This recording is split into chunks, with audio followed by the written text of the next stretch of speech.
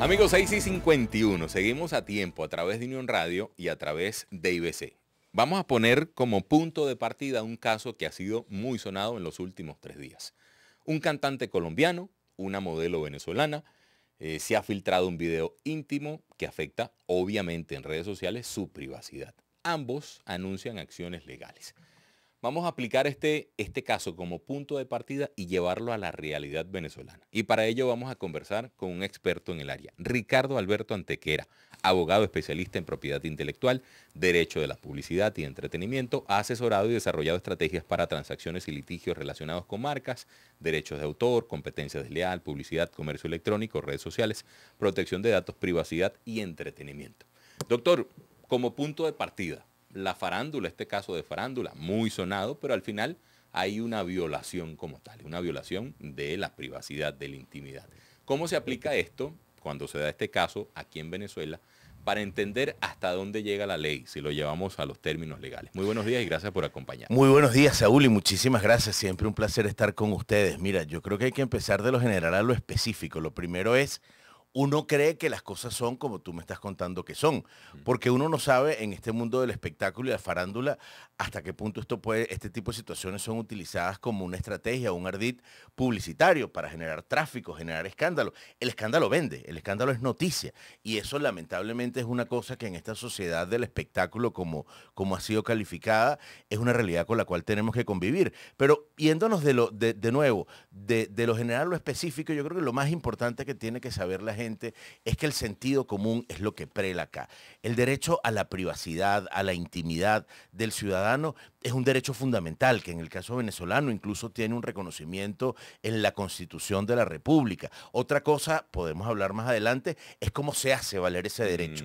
Pero lo primero y lo más importante que tienen que tener en cuenta todos los actores que están en este entorno publicitario, comercial, de negocio, informativo también, es que tiene que haber sentido común y tiene que haber una conciencia acerca de la proporcionalidad en el uso de la imagen de una persona. Por ejemplo, yo vengo a esta entrevista hoy voluntariamente, invitado por ustedes, acepto la invitación, me pueden tomar una reproducción fotográfica, pueden hacer un clip de esta entrevista que estamos teniendo, pero después lo que no podría hacer el programa es montar una campaña publicitaria utilizando mi foto o mi video, porque mi consentimiento se limitó, incluso de manera tácita, en este caso hablando un poquito como abogados, al alcance de esta conversación con un propósito informativo y noticioso. Yo tengo un caso que siempre lo cito, incluso en la universidad, hace algunos años, cuando la prensa impresa era un medio de comunicación fundamental en la sociedad venezolana, un periódico estaba celebrando aniversario y decidió hacer una campaña para homenajearse,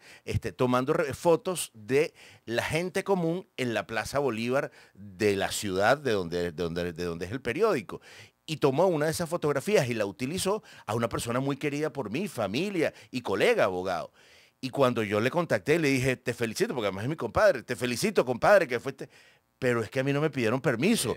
Yo estoy muy contento, me siento muy orgulloso, pero es que a mí no me pidieron permiso. Y es que no viene relacionado el sentido de orgullo, de alegría que uno pueda tener con ese derecho fundamental que uno tiene de exigir un consentimiento expreso para utilizar mi imagen. Ahora, doctor, fíjese, hablamos de estos tipos de derechos. Llevémoslos a la parte comercial, a la parte de marca. ¿Qué encontramos hoy en Venezuela? Entiendo que además hay dos leyes, una del 93, Ley de Derechos de Autor, Ley de Propiedad Industrial del 56, es decir, que está viejita. Estamos en una necesidad importante de actualización. Y fíjese, usted decía importante, si quiere lo hablamos más adelante, decía, hacer valer lo que está en las leyes, cuando hablamos de violaciones, de todo eso. ¿Qué encontramos en el país? ¿Cuál es la realidad cuando nos referimos a esto? Mira, como te decía, tenemos un punto de partida importantísimo, que es el reconocimiento en la Constitución vigente del derecho a la privacidad de la persona, al honor, a la reputación.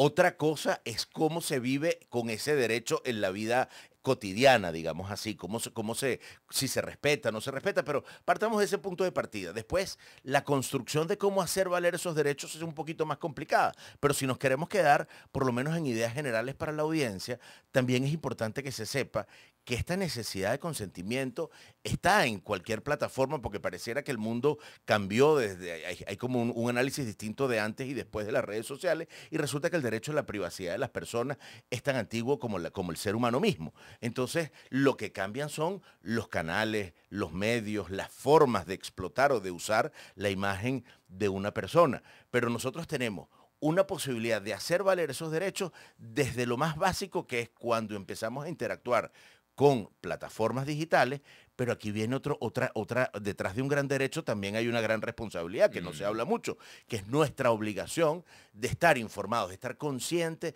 de para qué estamos dando nuestra autorización cada vez que interactuamos con una red social, cada vez que nos damos de alta con una cuenta personal o institucional o corporativa en una plataforma digital. ¿A qué le estamos dando derecho a la plataforma para que utilice y no utilice? Esa gran preocupación, por ejemplo, que ha existido con algunas redes sociales por esa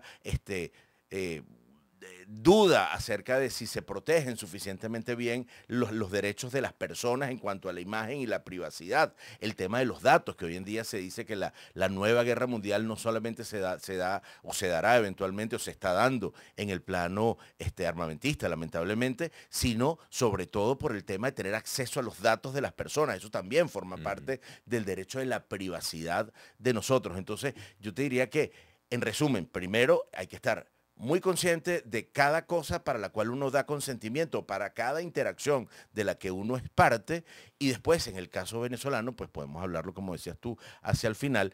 Ciertamente hay posibilidades, es deseable y necesaria una actualización importante para hacer valer esos derechos que están reconocidos y que no queden como letra muerta o que no quede bajo la discrecionalidad de que sea un tema especialmente sensible el que llame la atención de los funcionarios para que se tome cartas en el asunto y se pueda dar cabida a una situación de infracción, sino que también el ciudadano común sepa y entienda y espere que su privacidad está siendo resguardada independientemente de que uno sea una celebridad o no, porque ese también es un equívoco. Pareciera que este derecho solamente ampara a las personas famosas y no.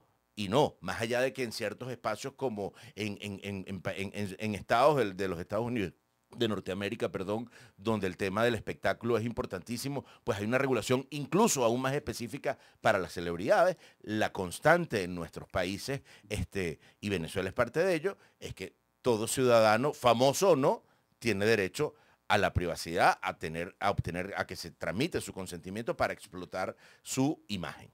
Ahora, Doc, ¿quién le pone el cascabel al gato? ¿Cuál es la instancia por excelencia cuando se da, por ejemplo, un tipo de violación a la imagen de una persona, famosa o no, aquí en Venezuela, hacia dónde se dirige?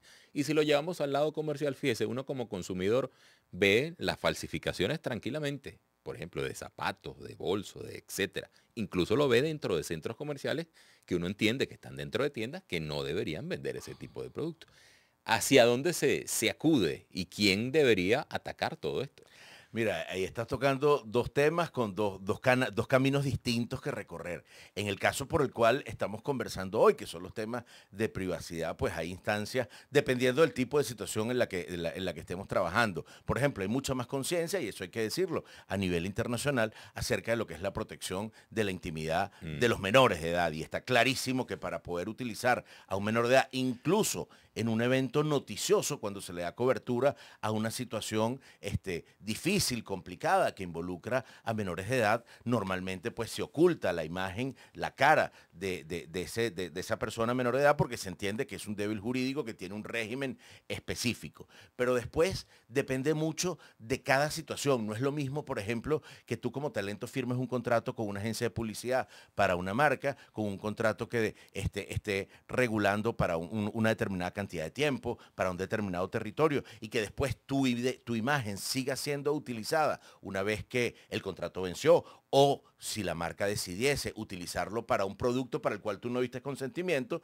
pues probablemente la situación que tú te vas a enfrentar es de una reclamación por incumplimiento contractual ante los tribunales civiles. Depende mucho de cada situación, a ver si uno puede acudir a la SUNDE, por ejemplo, por un tema de protección al consumidor, o a la Fiscalía General de la República, si hay un supuesto de tipo penal que está involucrado allí. De nuevo, si hay personas sensibles como los menores de edad también, los canales son más específicos. Y el otro tema que tocas, que es el de la propiedad intelectual, pues lamentablemente es una deuda gigante que tiene el sistema venezolano con los venezolanos, porque la gente normalmente habla del tema de la piratería como una cosa que afecta a las empresas internacionales, a las multinacionales, a las corporaciones, y no, resulta que el pirata no discrimina. Si un producto es bueno o es famoso, va a intentar falsificarlo o imitarlo independientemente del país de origen. Correcto. Entonces, un libro igual o un producto musical va a ser falsificado, va a intentar ser reproducido sin autorización,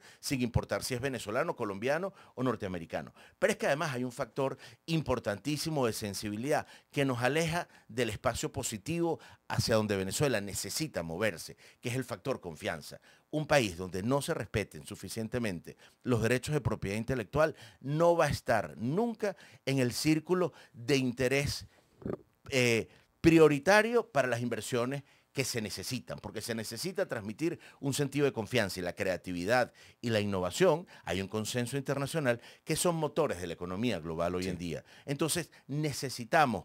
El gobierno ha intentado hacer algunas manifestaciones, hay un encuentro nacional de propiedad intelectual incluso esta semana donde se van a hacer algunos anuncios importantes y ojalá que esos anuncios importantes lleven a una actualización de las normas, pero además de una actualización de las normas, a una implementación de una serie de políticas públicas que permitan ejecutar soluciones una vez que se detecta la problemática. Doctora Tequera, agradecidísimos por la visita, por acercarnos a un tema que es bastante amplio, pero como usted me dice, necesita actualizaciones, sobre todo por cómo va avanzando el mundo. Amigos, Ricardo Alberto Antequera, abogado especialista en Derecho Intelectual, Derecho de la Publicidad y también del Entretenimiento. 7:03, con él hacemos la pausa y regresamos.